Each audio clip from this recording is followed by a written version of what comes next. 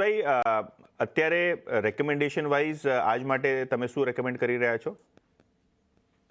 તો મારો પહેલો જે પિક છે એ છે પેટ્રોનેટ લિમિટેડ. સ્ટોક એક સારું એવું કન્સોલિડેશન પછી સ્ટ્રેન્થ બતાવી છે રિસન્ટલી, અને તમે જોશો તો 50 દિવસ અને 20 દિવસની મૂવિંગ એવરેજની ઉપર સસ્ટેન કરી રહ્યું છે સ્ટોક.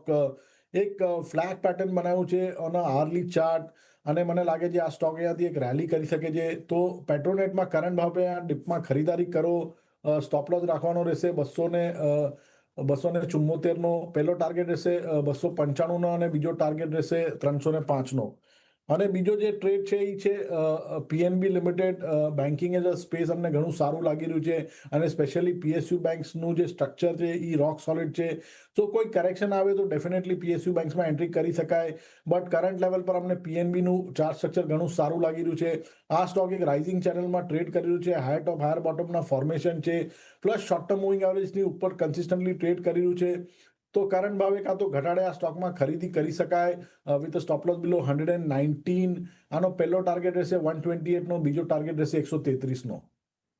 ઓકે, 123ની આસપાસનો ટાર્ગેટ રહેશે, અને ઓવરઓલ કાઉન્ટર જે છે એ સારી રીતે મોમેન્ટમમાં છે. 124ની આસપાસનો ફ્યુચર્સનો પ્રાઇસ. પેટ્રોનેટ એલએનજીની વાત કરી તેજસભાઈએ, 295ના ટાર્ગેટ રહેશે અહીંયા, 274નું સ્ટોપ લોસ. અને તેમજ પીએનબી એટલે કે પંજાબ નેશનલ બેંક, આ બી એક કાઉન્ટર તેમને ગમી રહ્યું છે. અને આ કાઉન્ટરમાં બી આપણે જોઈએ તો પીએસયુ બેંક્સમાં અક્રોસ ધ બોર્ડ બાઇંગ જોવા મળી રહી છે. અને પીએનબીની વાત કરીએ તો 128 133 સુધીના ટાર્ગેટ લાગે છે. 119ની આસપાસનો સ્ટોપ લોસ અહીંયા રાખવાનો રહેશે.